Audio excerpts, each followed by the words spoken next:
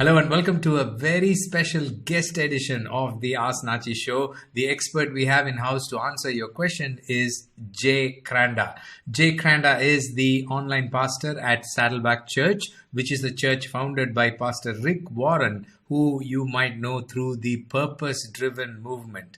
And he oversees an online community with online small groups, home groups, and local gatherings around the globe. Jay Kranda co-authored a free ebook, State of the Online Church, and he writes regularly at jkranda.com. He's got some very interesting blogs in his site. Do check it out. He's married to Jody, and they have 2 boys and a girl. Here is my interview with Jay Kranda. Jay, thanks for being on this show. We really appreciate it. And the question I have for you today is, what should be the focus area for a church as they get back to the new normal after COVID and all that we've been going on? So I'm sure this is a question from one person, but I'm sure this is a question in the hearts of many church leaders. And you, as the online pastor of Saddleback, and all the role that you've been through, all the stuff that you've done over the years, how do you see it? What is the pathway that you see for church leaders as they get back to this new normal, as we say?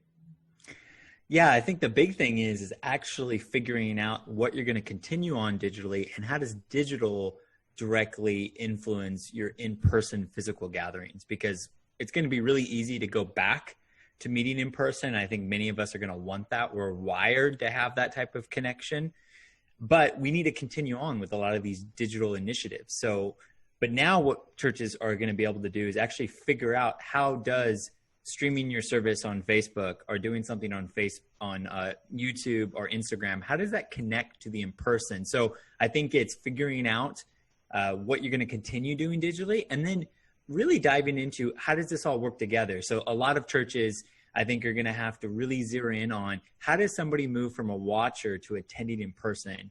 You know, some churches do this by, hey, if you show up to our service, say hi to us, or maybe it's a card, or maybe there's something you give them, or some kind of connection. But they need to get better at actually figuring out, how do you move a watcher to an in-person attender, and what does that look like? And really, if you can, numerically figure it out. So great, you had 100 people watch your Facebook stream, but maybe you only had maybe you had 0 people show up the next week, and then look at those numbers and figure out, how do you do it? Because it's not just about reaching hundreds of people. It's actually about influencing people. And one of the best ways is go, one week maybe you had 2 people show up in person and you only had 100 people view it. That's amazing. And so figure out what was different that week. So I would say that's the no-brainer stuff right away.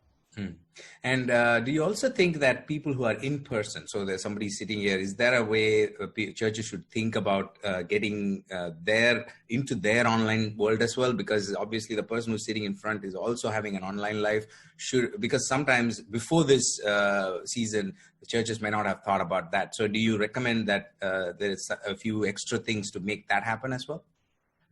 Yeah, I think churches generally, we think a lot about resourcing people that 1 hour a week when they're sitting in service, or they're listening to you, or they're engaging with you. I think you do need to think less about that 1 hour and more about the other 167 hours, and figure out, what does that look like digitally? How do you resource them? So for example, maybe one of the best ways to train your people, if the goal is to actually make disciples, that part of the Great Commission, maybe, hosting that event in person isn't the best kind of way to resource it. Maybe it's spinning up a podcast.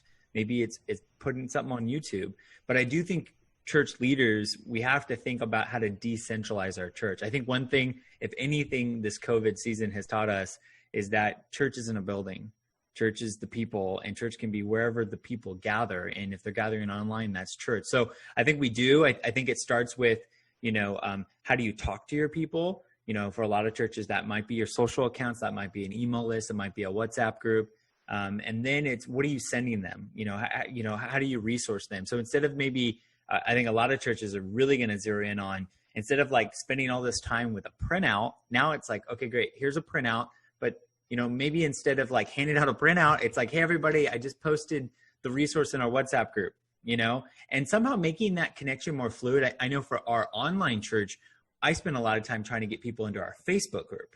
And the idea is that if I could get people into our Facebook group, I can continually talk to them. And the cool thing about Facebook, at least here in California, is that, they're already on Facebook scrolling, seeing their friends. And the thought, now I get to interject into that world. So I think churches need to think about how to get into that area and resource them where they're at and not just wait for the 1 hour a week.